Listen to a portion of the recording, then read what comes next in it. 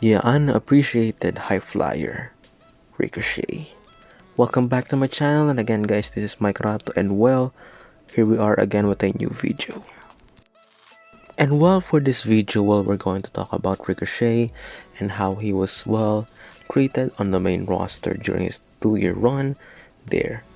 Well, he has all the moves, he has all the high flying abilities, he is that athletic that people are recognizing him from different territories. He competed in a lot of companies outside WWE.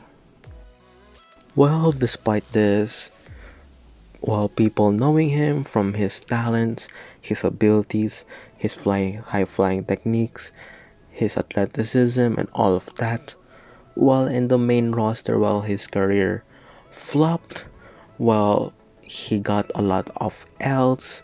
He became an enhancement talent, a star who was supposed to be a star, but he is now he is now eating pins from the stars. So why did I say this? Well, because in 2019, he got good pushes when he is actually debut. While in his debut, he's there, and he has this promising look because people expected so much from him and for the main roster's run. But yeah, you know how the main roster treated NXT talent, and most of them, which are not actually WWE branded or something like, those talents that are not in the eyes of the management or in the creative process, they rise and then they fall from a huge rise, and then they got this ultimate demise on either getting pins from the stars or even from the other jobbers, which yeah, it is not good for their careers, but at least they are still on the main roster.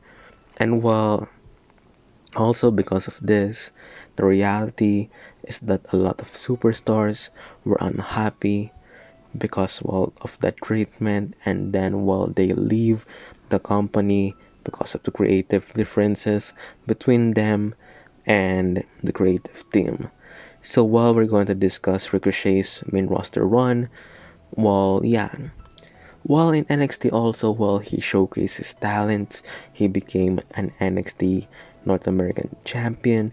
He had this segment with Will Dream, Valentine Dream, which he used his high flying abilities to jump next to Dream. So yeah, there's that, and there's a lot of promising things from him, from his 630 finisher, and while adopting the code breaker, so on and so forth. Other Velveteen Dream, just to correct myself earlier, when he debuted, he had this promising debut, he defeated a lot of talent and even became a number one contender for the United States Championship in his first few weeks in the roster. And while he defeated the then champion Samoa Joe, Samoa Joe lost the title while he won the title from Rey Mysterio, and he was defeated by Rey, but it was not clean. That's why they decided to return the title back to Joe, and then when Samoa Joe got the title, he dropped it to Ricochet. But unfortunately for Ricochet himself, his title reign didn't last long, as he was defeated by again AJ Styles, who just turned heel, and the OC reformed yet again, with AJ Styles being the leader yet again. So yeah, the original club, the club that only matters, that's what their slogan says. It returned, and AJ Styles, he was the champion for most of 2019 from that point forward. After that, he tried to go and win the King of the Ring, but he was eliminated by Drew McIntyre. And he entered into this 5-on-5 feud between the captains Hogan and Flair, which they're actually they're coaching their team, and the team Hogan they won on the crown jewel event. And well, what does this lead to him?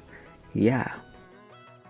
While he participated in the Survivor Series event, he was actually what went to the Royal Rumble match later on, in which while he low blowed the then champion Brock Lesnar, who was actually dominating everyone in the first half of the Royal Rumble. And while when Ricochet and Drew McIntyre double teamed the then champion, while later on, while they had a program with Ricochet and Brock Lesnar, in which while they actually labeled that as Ricochet's high match or something like that. Well, yeah. And then while during that, while the Royal Rumble winner Drew McIntyre choose the WWE Championship, that means that while he can challenge Ricochet or Brock for the title, but we all know what happened in that event, and while Brock dominated Ricochet and that, while also Brock works better with smaller men, evident by also with Finn Balor, with Ray, and many more, also with Daniel Bryan, etc. and etc. So yeah, Brock working with them, it's a huge thing for the then champion, Brock Lesnar, who was defeated by Drew McIntyre in almost a squash match at WrestleMania that year. So yeah. After that, well, Ricochet was actually put on either a mid card or lower card scene, whichever you may see that fit.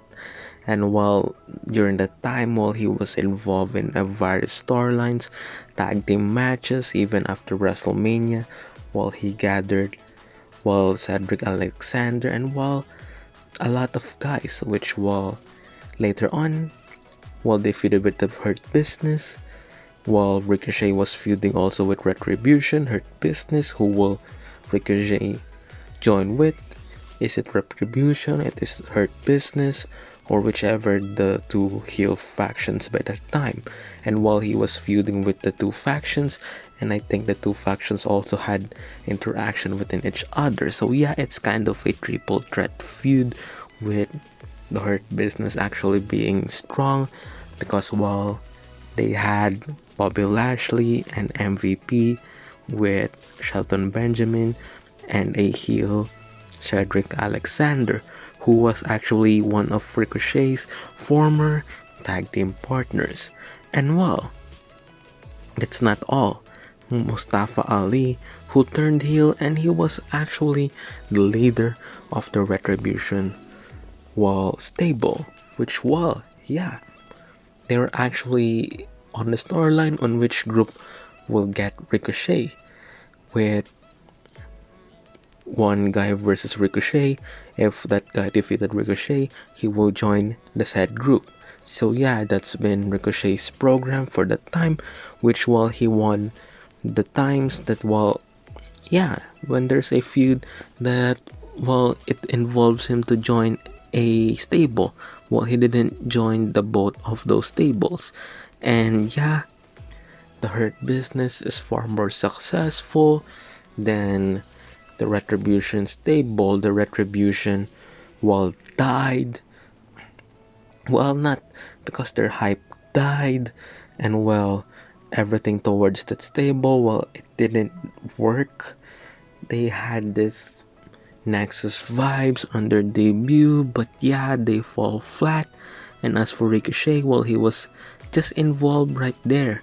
He was also involved with the 24/7 championship, with a rivalry with Riddick Moss. I think that's the guy's name, which yeah, he lost those matches, which is weird coming from a feud with Brock and then losing a match for the 24/7 championship, and then a lot of losses within 2020.